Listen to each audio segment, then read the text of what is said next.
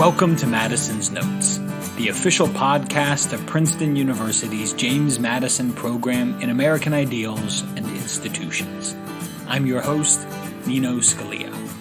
Our website is jmp.princeton.edu, and our Twitter handle is @MadisonProgram. It's great to have you with us.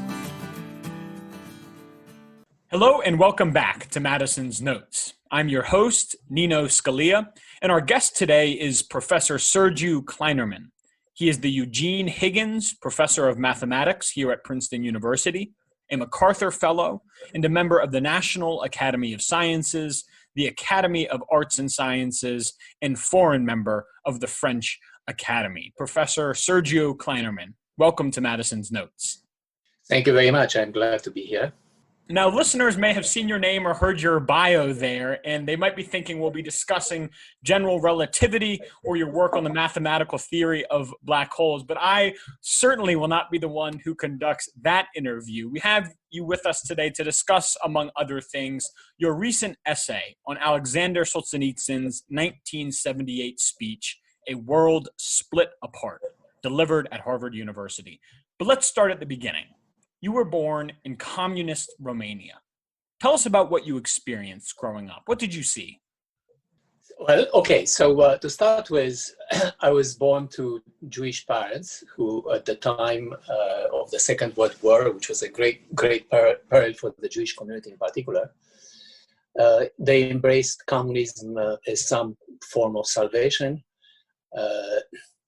As we know, at the heart of communism lay a doctrine of radical equality and social justice, in complete contradiction to the Western ideas of individual freedoms. Yet, my parents, along with many other well-intended Eastern European victims, believed that only communists had the power to save the world from the reality they were faced with, which was, at that time, war, exploitation, racism, anti-Semitism, and economic injustice. So for me, the circumstances of being born in such a family gave me this unique vantage point from which to observe and reflect on the system. To start with, I was intoxicated from a very early age with heroic myths about how selfless Soviet communists were building the best possible society while crushing the futile resistance of vicious reactionaries. I was brainwashed to think that Soviet Union was a paragon of all virtues, to the point that I was absolutely shocked at the first time, which must have been at the age of 7 or 8, when an older kid on my street started to criticize Soviet Union. And it's interesting, I can trace back all my later ideological development to that moment. Determined to convince myself that the kid was wrong, I began to listen carefully to any type of criticism of Soviet Union and communism with the hope that it could be debunked. Many such opportunities came in the form of family discussions where my brother, who was older than me, was bombarding my parents with uncomfortable questions, pointing out absurdities in the party propaganda he was fed at school. So my father, as I have learned later, developed himself serious doubts about the system from the time he spent in Moscow in the early 1950s while pursuing an advanced medical degree. And faced with this kind of criticism from my brothers, he was defensive and even angry. His standard reply, elaborated in more vivid terms by my mother, was that we kids had no understanding whatsoever of how much worse the previous regime was. This kind of talk, of course, did not help my growing doubts. The biggest shocks for me came later at around age 15, 16, when I devoured books like Darkness at Noon by Arthur Koestler, which was inspired by the Stalinist show trials, and Orwell's groundbreaking Animal Farm in 1984. I still remember vividly the excitement and fear these books have generated in me. What were before growing doubts became now direct challenges to the core of my communist ideology. At around 7 to 18, I started to engage in small activities of resistance, For example, a philosophy reading group, which some friends, I organized with some friends of mine, where we went through classical philosophy texts, like Plato, Aristotle, and others. And well, this activity was considered reactionary in Ceausescu's Romania. There are other activities which may be a little bit more dangerous, but in any case, you get the point. Another important element in my ideological transformation was a direct challenge to the official propaganda by Radio Free Europe, a United States government-funded organization that broadcasted news and analysis of events to countries in Eastern Europe. One of my most cherished memories of my youth is listening and commenting together with my father, who had by now completed his own awakening, and we were commenting the daily evening, they were listening together the daily evening news broadcast by the Free Europe in Romania. The station was for us the window to the world, and this was true for many other millions of Romanians at the time. I also became attracted to mathematics, not only because I was good at it, but also because it offered a space largely immune to party ideology, an isolated island where intellectual honesty was still possible. And this was one reason why mathematics has attracted a lot of talented individuals. This and other reasons, of course, attracted a lot of talented individuals everywhere in the Eastern Bloc. So, as I said at the beginning, this type of situation, being born in a communist Romania, but also in a communist family, gave me a wonderful place from which to analyze somehow the system. So what are the main lessons that I got out of it? So first of all, the experience of my parents, sincerely attracted by the professed ideology of communism when they were very young themselves, led me to develop a keen sense of how the best of intentions can lead to terrible consequences. I have learned that societies which sacrifice freedom in the name of equality are doomed to get neither. And indeed, by sacrificing freedom, communists produced not only an unfree society, but one in which poverty, exploitation, and a new and more insidious kind of inequality, with a small elite of the party members at the top enjoying enormous privileges relative to the rest of the population. Another thing that I learned is that totalitarian societies produce this kind of schizophrenic realities, which, by the way, we start seeing maybe a little bit here also now, but of course it's nothing compared to what I saw. So this is a schizophrenic reality between the official and the personal. The official reality of Ceausescu's Romania, fed from early morning to night on the radio, on TV, in newspapers, movies and books, in classes, meetings, etc., was this constant celebration of the great achievement of the party and its leader, say Ceausescu, for example. I knew, besides Ceausescu, I also knew Quillette when I was much younger. The other reality was a personal vivid, and the experience of interminable lines for food, the most basic supplies, the arbitrariness and stupidities of armies of bureaucrats with which the regime was exercising its power, the pervasiveness of the police and security forces, informers everywhere, the tired and beaten faces of people on the street, the automatic thoughtless praises for the party and its policies we were forced to express in our classes, meetings, and demonstrations. The reality of widespread hypocrisy, cynicism, corruption, and often despair, but also that of the quiet resistance of the population, manifested in jokes and private expressions of disgust among close friends and family. Any form of resistance to the goal of communist states were deemed to be either reactionary or due to false consciousness. That is, to use a fashionable word nowadays, unconscious bias in favor of ideas deemed false by the party. The first type, the reactionary types, were repressed by death, prison, or camps, while the second, these kind of biases, so-called, were thought to be reformable by a vast, unprecedented array of education and re-education means, including schools and universities and cultural institutions. And yet again, paradoxically, this did not produce a new man envisioned by the communists, but rather widespread cynicism, apathy, resentment, hypocrisy, and dissimulation, The total failure of this policy became painfully obvious, for example, when after the fall of communism in Eastern Europe, the region experienced an ugly spasm of ethnic and racial violence, despite all the brouhaha that the party ideology made about how we should not accept any kind of ethnic or racial bias. Mm-hmm. Under pressure to conform, people chose instead to pretend to conform, while allowing themselves the freedom to think whatever they pleased, which was often in opposition to the monolithic viewpoint they publicly professed. Die Gedanken sind frei, thoughts are free. This last point is particularly relevant today when we hear more and more calls for mandatory training courses to combat unconscious bias and promote the ever-expanding mantra of diversity, equity, and inclusion, repeated ad nauseam by our cultural elites. Right. And we'll turn in a little bit to these calls for these sorts of things that you talk about, mandatory anti-bias training and the like. But of course, you and I are not having this conversation in communist Romania. We're both speaking to one another from Princeton, New Jersey, where you hold a distinguished endowed professorship. So how did you come to the United States? Well, actually, I started to dream about escaping Romania by the time I was 17 or 18, after, as I explained, after I went through this period of sort of awakening, if you want. An opportunity arose later when I was at university, student at university, when I have received a fellowship for graduate study at the Courant Institute at New York University.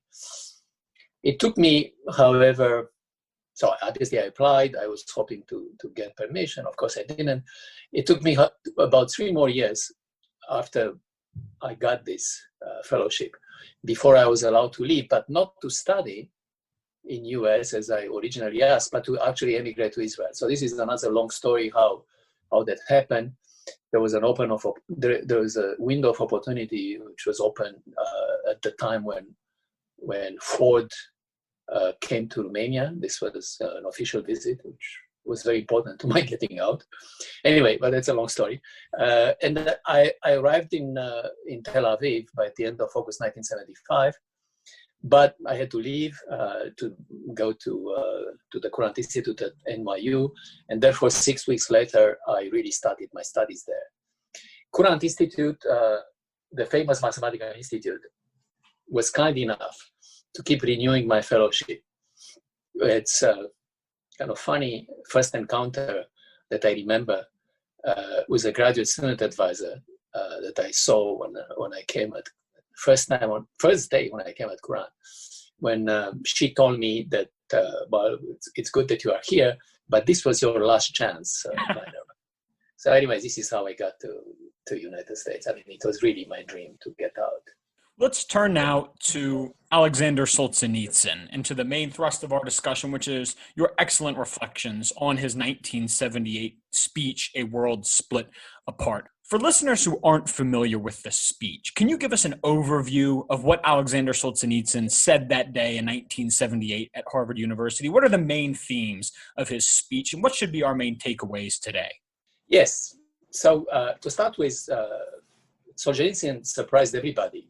They all expected a celebratory speech about the superiority of the American system over the Soviet one.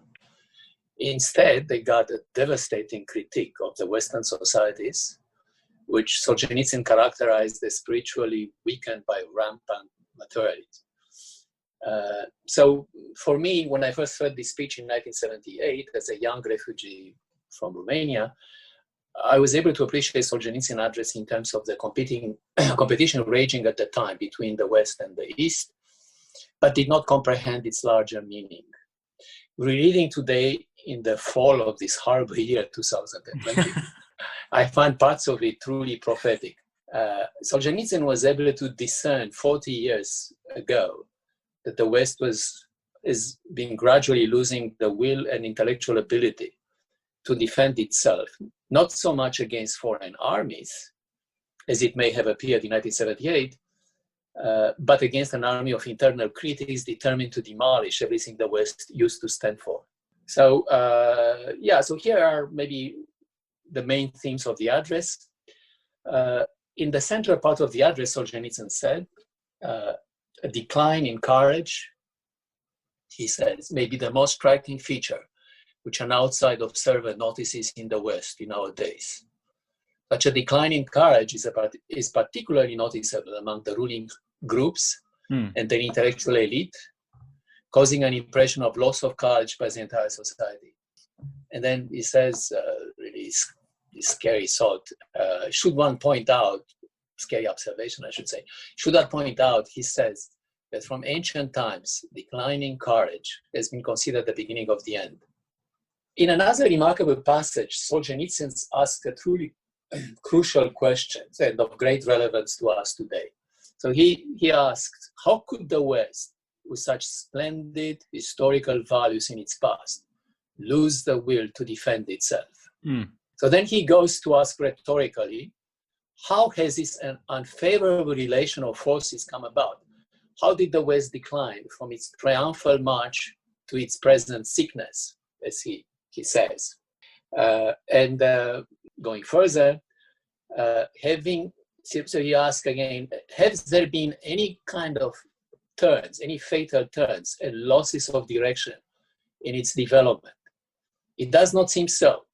The West kept advancing in accordance with its proclaimed intentions, with the help of brilliant technological progress. And all of a sudden, it found itself in its present state of weakness. So these are exactly his words. So Solzhenitsyn concludes that the mistake must be at the root, at the very basis of human thinking in the past century, he says. He refers to the prevailing Western view born during the Renaissance and which found its political expression during the Enlightenment. He says that this view became the basis for government and social science and could be defined as rationalistic humanism or humanistic autonomy. It could also be called anthropocentricity, he says, with men seen as the center of everything that exists. Enlightenment promised to get rid of traditions and religion in favor of societal arrangements based on reason alone. And of course, it did not work very well, as Solzhenitsyn observes. So here is sort of my personal comment. Reason alone, and this I note in my article on Solzhenitsyn, seems often to run in circles, sterile and incapable of making choices. Even science and mathematics require major leaps of faith. For example, in mathematics, every new deep theorem starts with a leap of faith, followed by reason arguments, followed by new leaps of faith. And it's exactly this interaction between reason and faith, which plays a fundamental role in just about anything that humans do, particularly in science and mathematics. It is telling to note, in this sense, that the philosophical conceit of modern rationally thinkers, starting with Descartes, the truth ought to be discoverable by reason alone, has led instead to the opposite conclusion, embodied in the radical relativism of postmodern thinkers, such as Foucault and Derrida. So this is something really one can go write a book about this. But it's obviously a very interesting thought. In any case, Solzhenitsyn says, again, the West ended up by truly enforcing human rights, sometimes even excessively, but men's sense of responsibility to God and society grew dimmer and dimmer. Solzhenitsyn also points out that humanism, divorced from its religious roots, is no match for the current materialism of the left.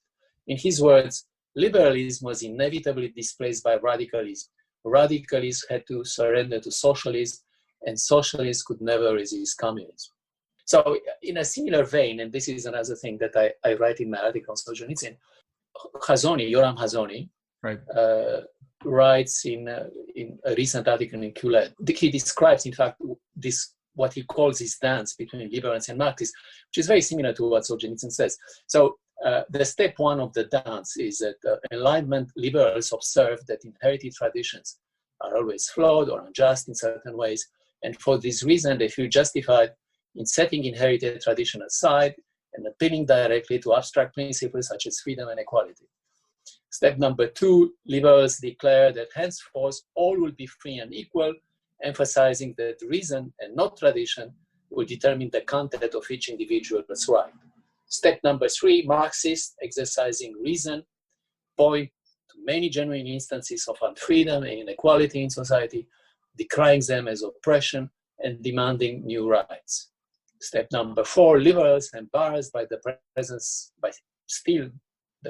of unfreedom and inequality, after having declared that all would be free and equal, adopt some of the Marxist demands for new rights. The dance then continues by iteration with never-ending new demands by the Marxists. So what are the main takeaways from Solzhenitsyn's article? So Solzhenitsyn, of course, talks about this loss of courage and faith. And it's pretty clear from what he says that the loss of courage is a direct consequence of loss of faith. So the crucial challenge posed to us by Solzhenitsyn is as follows. How did the West lose its faith in itself? Despite what he says is progressive in accordance to his proclaimed intentions. How can the process be reversed? Anyway, so I took from this text 2 important themes which I believe are relevant for the task of answering this central challenge. So again, the central challenge is how could this happen, that starting with this wonderful ideology of the Enlightenment and just progressing according to exactly the intentions that were proclaimed by the Enlightenment, we came to this crisis. And of course, the other question is how can the process be reversed? So the 2 things that I took out of it is that one is a growing imbalance between rights and individual obligations, and what can we do about it? And the second is a loss of faith. So that's right. So maybe we can begin with that growing imbalance between rights and obligations. Could you draw out for us first, what does it mean to have a balance between rights and obligations? And why is that balance so important, right? We don't often talk about these things as being in balance. We emphasize here in America rights over obligations. So what's so important about that balance? Yes, so Solzhenitsyn remarks that Western society places a strong emphasis on freedom and rights. In the US, in particular, these rights are staunchly defended by the Constitution and implemented by a legalistic process based on specific rules, which studiously avoids making non-legal moral judgment. This, by the way, was a serious problem for Solzhenitsyn, who thinks that any kind of reasonable justice system should include moral judgments. So he clearly doesn't quite understand our system of the rule of law.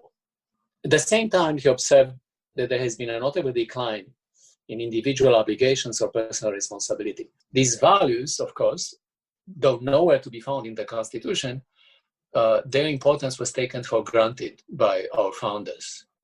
Personal responsibility, our founders thought, was naturally enshrined in an education steeped in tradition, in individual notions of selflessness, self-restraint, self-reliance, truthfulness, honor, personal sacrifice, etc. It's not that the founders left these virtues out of the Constitution because they considered them dispensable. On the contrary, they were keenly aware of their importance and thought that the type of government that they were proposing would be unimaginable in their absence. On the other hand, they felt that imparting these virtues was best left to the traditions and religious beliefs of the people, a view which was clearly expressed in the Federalist Papers.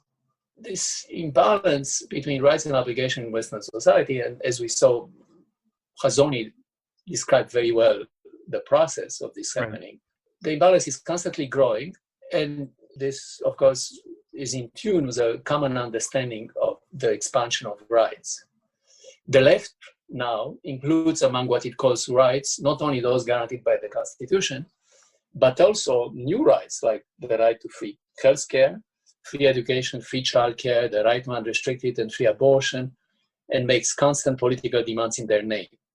Recently, one even hears voices calling for a guaranteed universal basic income as another human right. Whatever you think about the merits of these new rights, and you can always find justifications, it is hard not to see how, when put into practice through vast bureaucratic programs, they reduce personal responsibility and vastly increase the power of the state.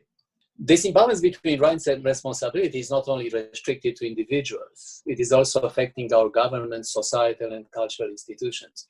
It's pointed out by Yuval Levin in a series of lectures that he gave at Princeton a few years ago, two years ago maybe. These institutions are neglecting their formative responsibilities in favor of performative actions, he says. He provides a thorough analysis of how congressmen, journalists, judges, and university professors prefer to behave, often to the detriment of the institutions they represent, as independent actors on the largest stage provided by vastly responsible media. The result is an accelerated lack of trust in the institutions they represent and the decline of social capital, which is essential to the health of our republic. This is one of the themes. What about loss of faith? So it's not that our basic institution, as Levin observes, that our basic institutions are declining by neglecting their essential responsibilities.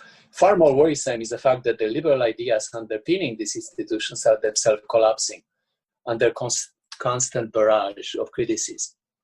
In other words, people are losing faith in our foundational liberal values. This fact, barely visible in 1978, is an essential part of the present reality of wokeness. So the criticism can be traced down to the cultural Marxism and the myriad of critical theory it has generated, including the so-called critical race theory. Examples of outrageous statements based on critical race theory abound. For example, in a recent graphic display during the summer, in fact, at the Smithsonian National Museum of African American History and Culture, the visitors were told that individualism, hard work, stable families, logical thinking, and scientific objectivity are characteristics of white people.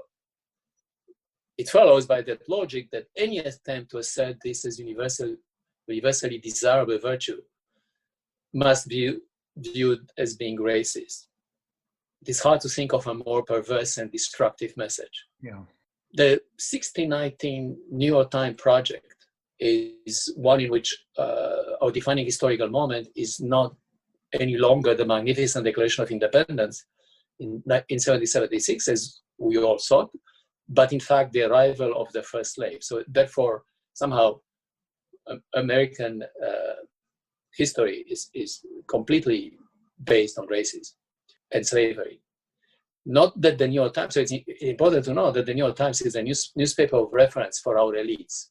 Everybody reads, especially in university, everybody reads the New York Times. I remember many years ago trying to convince the chair of my department to add the Wall Street Journal on display in the common room alongside 2 copies of the New York Times. He clearly thought that I was making an unreasonable, crazy demand and told me that I have the option to change this policy when and if I will become chair myself. Of course, I never did. So it may be the reason for my asking. So why is you ask me, why is the balance important? Yeah. So in my article, I state that it's a tragic fact of the human condition that important human aspirations and needs such as freedom, justice, equality, personal security, spirituality, and self-expression are, if not exactly in contradiction with each other, in a state of perpetual conflict. Radical equality, for example, as envisioned by Marxism and presently by the woke ideology, is incompatible with both freedom and justice and can only be imposed by force. Mm-hmm. It is no accident that both private property and bourgeois-style family, which are clearly the greatest sources of inequality in any society, but also great guarantors of individual freedoms, were proscribed by Marx in the Communist Manifesto. So he understood pretty well that if you want equality, you better get rid of families and private property. Yeah. With the obvious consequences that we know. I believe that the extraordinary past success of the Western civilization were due to a very fortunate, naturally evolving, often imperfect, at times broken balance between the human aspirations enumerated above, and at the same time by a precarious equilibrium between reason and faith. Such a fortunate balance was manifest in the democratic system of government the West painfully arrived at, in particular here in the United States. I'm firmly convinced that democracy cannot survive. We cannot maintain the balance. A little bit later, we'll turn to that balance and how we might restore it. But I want to zero in on something you said. You used the phrase cultural Marxism. And I know all of our listeners will be familiar with that phrase Marxism, but perhaps not with that qualifier. So could you explain for us, what is the difference between cultural Marxism and classical Marxism? And where did cultural Marxism come from? Yeah, so refers to main differences. Let me start by saying that Marxism had a coherence. So Marxism, the traditional historic Marxism of Marx and Engels, had a coherent, simplistic view of the world with a clear universalist message. It affirmed the primacy of economics over everything else and affirmed that control of the means of production is the key to understand and manipulate society. It stated this kind of revelation as absolute truth based on scientific principles of what Marx and Engels call dialectic materialism. It identified two major classes, proletarians and capitalists, and proclaimed basically out of the blue, is kind of totally artificial in our opinion, that the former, in other words, the proletariat, through revolution will be able to bring to the world the true millennium, where the natural contradictions between freedom and equality will be resolved, and everybody will be able to enjoy them together with unprecedented prosperity. Intoxicated by this vision of a perfect society, firmly based, as they thought, on real science, Marxists became obsessed with taking power, and whenever they did, as we know very well, through insurrection or conquest, their rule descended rapidly into some awful form of totalitarianism. One can really study why did that happen, but maybe that's not what we should talk about this now. So the question is now, where did this culture Marxists come from? So the question you ask. My understanding, I'm not a political scientist, but my understanding is that unlike in the underdeveloped Russia, capitalism in the West turned out to be much more enduring than the original Marxist envision, partly because of its remarkable ability that we know pretty well that capitalism has to adapt and reform itself within the cultural traditions and democratic institutions in which it operates. The proletariat improved its conditions considerably through various reforms and seemed content with its lot. Marxists, just like our elites today, look down, in fact, on the working class, even though they consider them, they put them at the top of what they wanted to achieve. But in reality, they look down on them and consider them too stupid to know what's good for them. This state of affairs led Gramsci to a significant change in Marxist doctrine. And instead of, he says, waiting to see how the inner economic contradiction of capitalism will lead to the unavoidable proletarian revolution prophesied by Marx and Engels, he says, Gramsci, he proposes instead an ideological program to destroy these traditions, the values and the cultural institutions of capitalism. So this was quite a remarkable change in tone. And it led to this new form of criticism called cultural Marxism, directed at the hegemonic culture through which capitalism maintains its power. The intense focus on criticizing all aspects of Western society with the ultimate aim of weakening and eventually destroying them was continued by the Frankfurt School under the name of critical theory and brought to the US in the 1930s, where it found a niche in American colleges and universities, and from where it soon started its long, what it's called the long march through American institutions, which, alas, it succeeded all too well, apparently.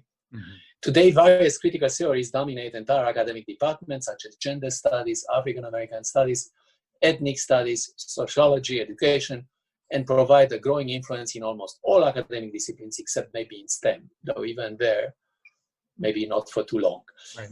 Take any possible identity group, and you can find a critical theory dedicated to it. Critical race theory, for example, analyzes society from the point of view of race. Critical feminist theory is focused on understanding gender inequalities. Critical pedagogy theory criticizes the traditional relationship between teacher and students, which apparently is like the relationship between colonizers and the colonized.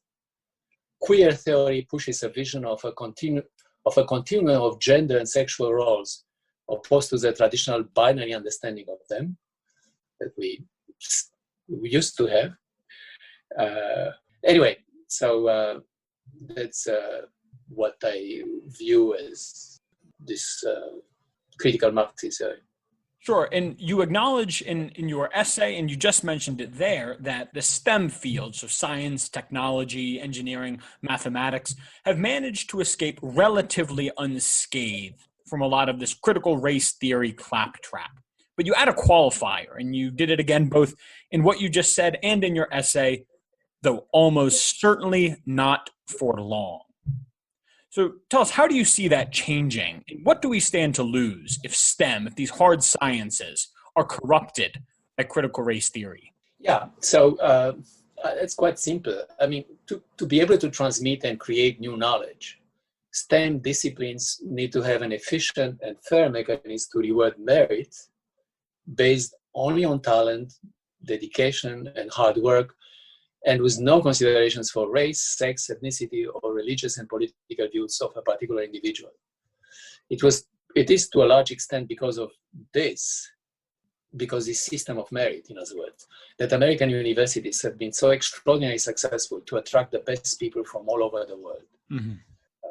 The importance of merit was also well understood by the way in Soviet Union and other communist countries.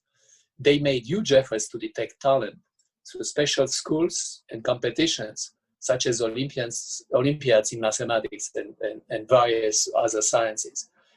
By the way, this competitive spirit is completely absent in the United States, where competition is perfectly okay in sports, but not in anything that has to do with mathematics and science. Anyway, this is one of the reasons why, as I said, communist countries actually were pretty good at producing a lot of scientists, in particular a lot of mathematicians. Romanian mathematicians are well known all over the world. Even though everything else in Romanian society was pretty bad, somehow sciences and mathematics were supported. Now, so this is what I call a system based on merit.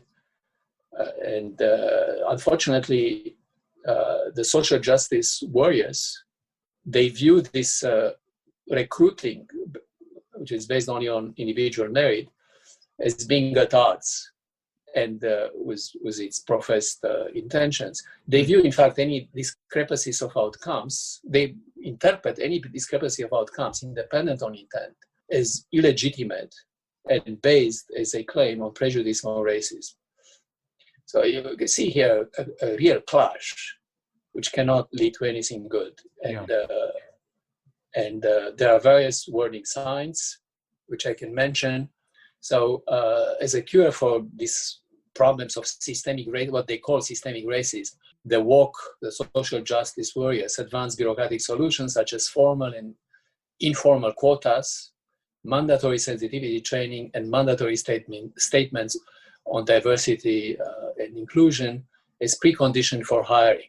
Now, this is happening also in STEM. So it's hard to see how this is not going to affect the STEM disciplines.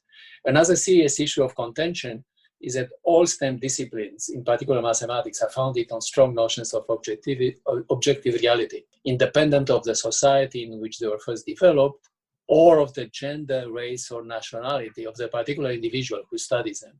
The woke ideology, based on this mishmash of postmodernist critical theories, vehemently denies universal values and truths, even though it makes a notable exception for the validity and necessity of its own social justice creed and activism. Right. It treats both science and mathematics as social constructs and condemns the way they are being exercised in research and teaching as manifestations of white supremacist, Eurocentric, post-colonial bias. For example, in a recent display of such nonsense appears on a Californian educational program called The Pathway to Equitable Math Instruction. The program, which is financially supported by Bill and Melinda Gates Foundation, acknowledges among its partners the Lawrence Hall of Science at UC Berkeley, California Math Project, Association of California School Administrators, and so on and so forth. Yeah. The first among the 5 strides of the program is to dismantle racism based on toxic white supremacist forms of teaching mathematics. So here you are. I mean, and there are many other examples which I can give, but I'm afraid we don't have that much time.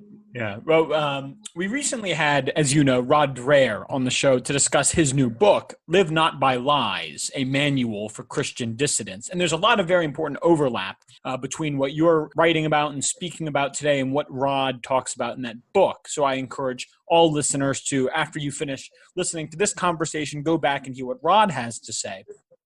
And Rod traveled throughout the former Soviet Bloc, speaking with Christian dissidents who expressed their fear that totalitarianism was coming to the West. Not the hard totalitarianism of the Soviet Union, jackboots at the door in the middle of the night, but a soft totalitarianism brought to bear by corporations, universities, by your classmates, your colleagues, your peers, etc., but with the same chilling effect as this hard totalitarianism. So what do you make of all of this? Do you have the same fears? Could this soft totalitarianism take root in America and then even become hard totalitarianism? Yeah. Okay. Good. So that's an excellent question. In fact, so I very much like Dreyer's distinction between soft totalitarianism and the hard one. But let me go a little bit through what totalitarianism means. Sure. So first of all, I think we should say that it's an extreme state of a given society which occur when a given ideology is imposed on all aspects of the life of its citizens, to the point that all those who resist are either eliminated or marginalized. The hard version, as practiced in all communist countries, is based on complete control by a highly organized hierarchical elite that is a party, of all unique party, of course, of all means of production: communication, education, security, and cultural institutions. Massive mass surveillance, limited freedom of movement, and extreme forms of suppression, which could be called terror, and all done in the name of imposing correct modes of behavior, thinking, and expression. The soft version, based on a similar imposition of correct forms of expression, is enforced not by a centralized policing power, but rather by social shaming and mob punishment. That's the kind of thing that Dreyer talks about. People who do not conform are not thrown up in jails or physically eliminated. Worst that can happen to them is to lose leadership positions, jobs, or simply become outcast in their social circle. But strangely enough, this seems to be enough to impose conformity for the vast majority of people, especially people in academia, for strange reasons. Another thing that is typical to the soft version is the rise of an activist class. Mm-hmm. So in Romania, by the way, there was a clear distinction between normal people willing to achieve success through expertise and merit, and the activists, who were people who rise in the society by towing the party line, whatever was deemed politically correct by the party. In the case here in the United States, is not a party. There is not such a thing as a party, but there is, of course, I don't know, the social media, for example, that seems to control everything. Yeah. It is happening more and more here. People are promoted based on social activism more and more. Still, it's nothing in comparison to what happened in communist countries, but the danger is there. The social justice ideology, in the name of which this soft totalitarianism is gradually being imposed, has been incubated in academia. It's interesting to note, indoctrinated to generations of students, and then migrated to most of our cultural, religious, and political institutions, as well as some of our most prominent business companies. It's, of course, very hard to oppose it, and it appears to become more and more dominant. And yes, I'm extremely concerned. So then the other question you asked is, could this soft totalitarianism become hard totalitarianism? Right. Well, it's actually interesting. I would say that, to me, soft totalitarianism is in fact pre-totalitarianism. So what is pre-totalitarianism?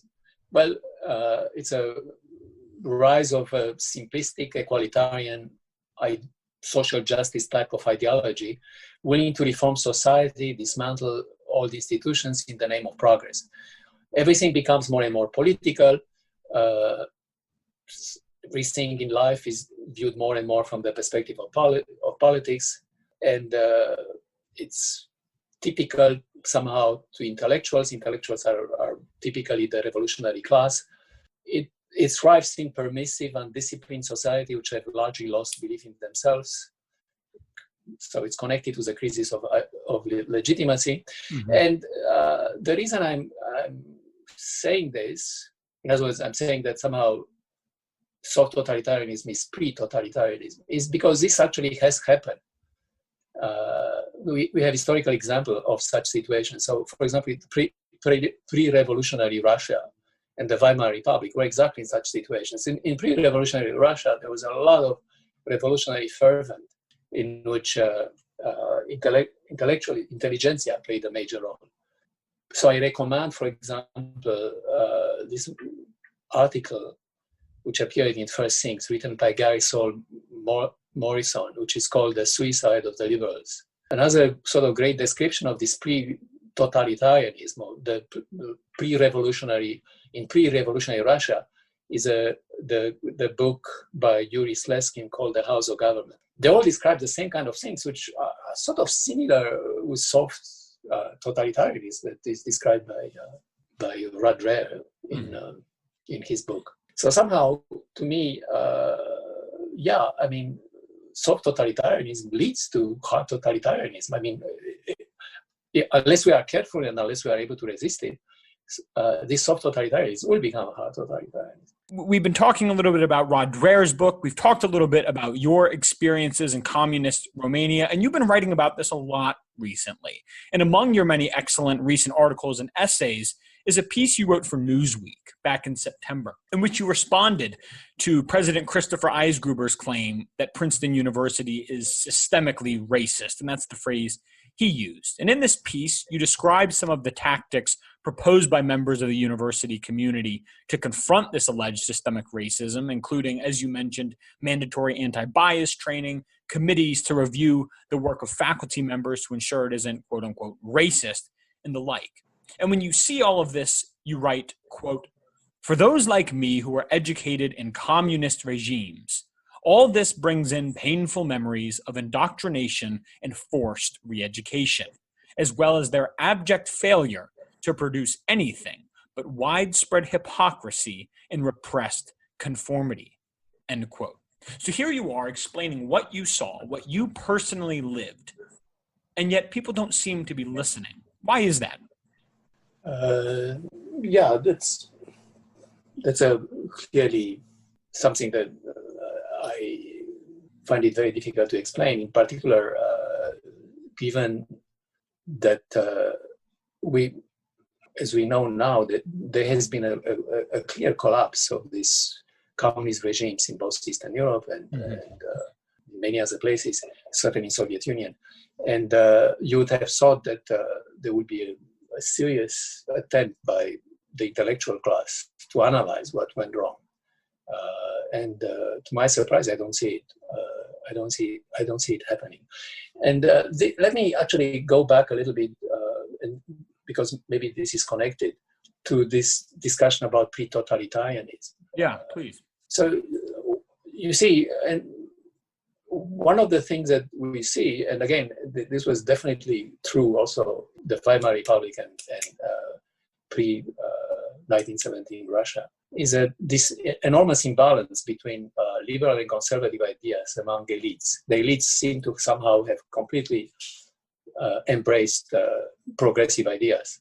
For example, in our most elite universities, we know now that there are at most 2% who donate to Republicans.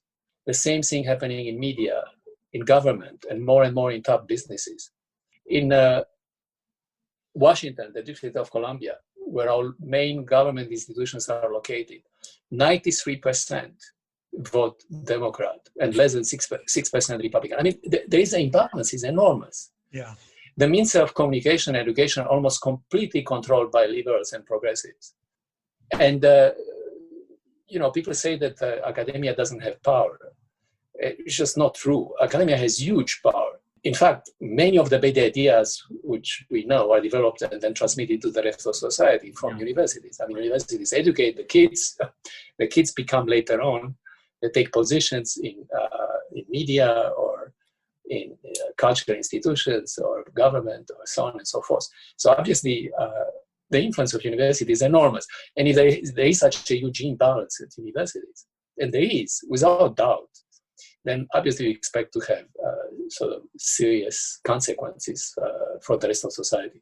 The growing inequality, of course, is another fact that is typical to pre-revolutionary situations. But inequality is not just economic. It's and as we see here in the United States, it's not just economic inequality, which of course is significant, but it's also an inequality based on power to influence events. The power seems to become more and more concentrated. Yeah.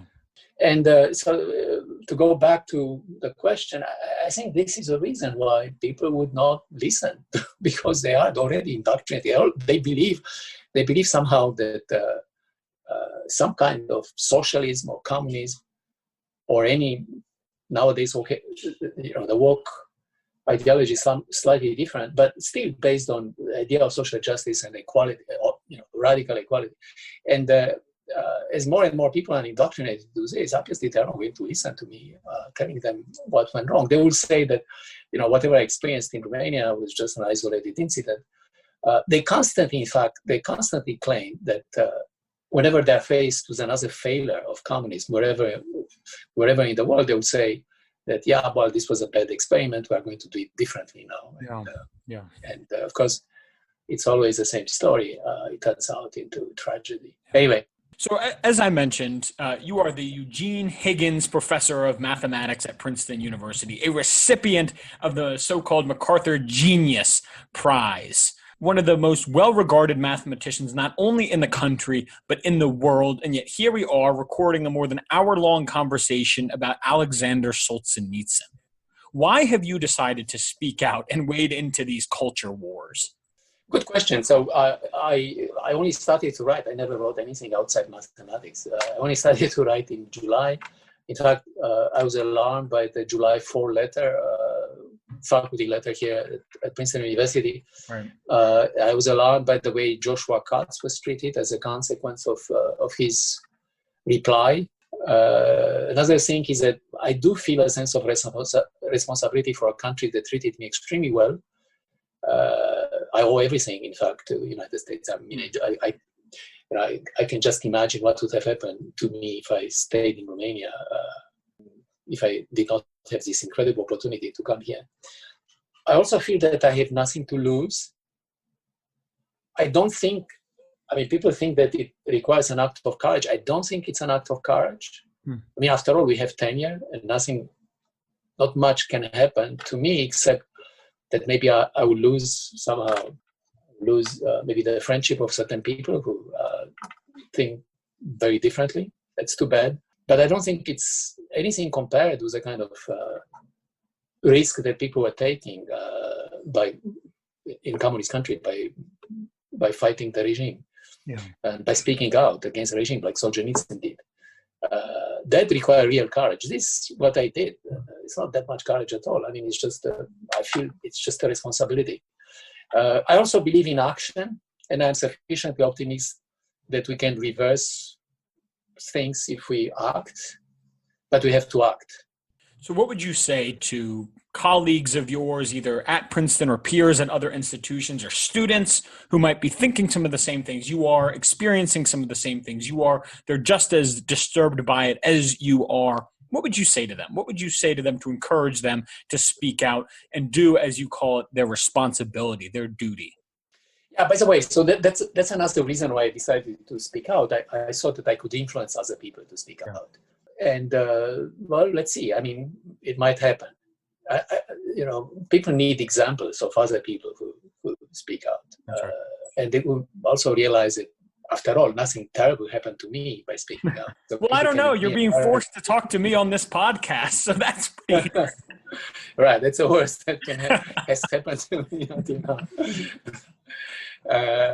Anyway, so I will tell them, to my colleagues, is that, first of all, really, you have tenure. I mean, I'm talking about those who have tenure. Those who don't have tenure, it's a different story. And I think they should not risk. They could lose a chance of maybe be promoted to tenure. But anyway, for those who have tenure, after all, the tenure was introduced exactly to protect people to speak out. I mean, that's right. You don't have any excuse. You should speak out. I love this statement, or this article actually that Solzhenitsyn wrote, which is "Lived not by lies," in which he explains. I suggest that everybody reads that article. It's again the risk in communist Russia at the time when Solzhenitsyn wrote this article was infinitely higher than anything that we face here today. Yeah. And I think we can still reverse it by speaking out, by doing things. We can still reverse all these terrible things that are happening.